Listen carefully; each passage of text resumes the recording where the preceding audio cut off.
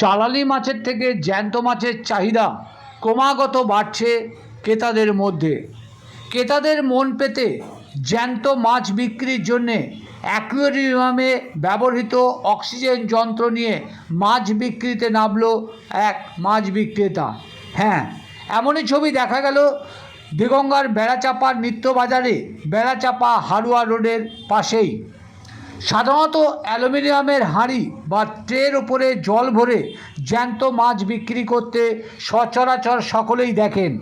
তাতে বেশ কয়েক ঘন্টার মধ্যেই অক্সিজেনের অভাবে মাছ মরে যায়। তার জেরে মরা মাছের বাজারে বিক্রি মূল্য অনেকটাই কমে যায়। আর্থিক ক্ষতিগ্রস্ত হতে হয় মাছ বিক্রেতাদের।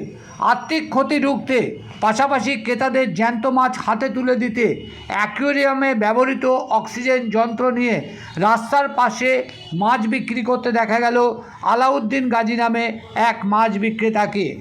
যা নিয়ে কী জানালেন ওই মাছ বিক্রেতা তা শুনুন, পাশাপাশি দেখুন। এইভাবেই অ্যাকুয়ারিয়ামে এটা অক্সিজেন, মাছে অক্সিজেন দিলে অনেক সময় মাছ বেঁচে থাকে, মাছ মরে না। আজ মাছ মরে গেলে বিক্রি হয় না। সাধারণত কী করা হয়? সাধারণত যারা মাছ বিক্রি করে সাধারণত ওই হাত দিয়ে ঘা দিয়ে রেখে দেয়। এইভাবে রেখে দিলে কি মাছ বেশিক্ষণ বেশিক্ষণ বেচা যায়। আর মাছটা চাঙ্গা থাকে, ভালো থাকে, খরিদ্দারের লাভ হয় চাঙ্গা থাকে। আমরা জ্যান্ত মাছ হাঁড়িতে করে কিনে নিয়ে আসি। কেন জ্যান্ত মাছ কেন বিক্রির চাহিদা বেশি? জ্যান্ত মাছের চাহিদা বেশি, মরা মাছ খেতে চায় না। আর মরা মাছ মাছ মরে যাওয়ার সঙ্গে সঙ্গে ওর মধ্যে ব্যাকটেরিয়া জন্মায়, যার জন্যই মরা মাছ খেতে চায় না। অনেক মানুষ এখন জেনে গেছে মরা মাছ চলে না। আর এই অ্যাকোয়ারিয়াম মেশিন দেওয়ার কারণ হলো মাছটা অনেক সময় জ্যান্ত রাখা যায়। কাজ করে কি কাজ করে? ও অক্সিজেন দেয়। অক্সিজেন দেয় আর মাছ আরও চাঙ্গা থাকে। মাছটা শক্তি থাকে, চাঙ্গা থাকে।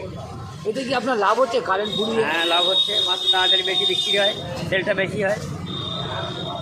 আপনার নাম কি? মোহাম্মদ আলাউদ্দিন গাজী।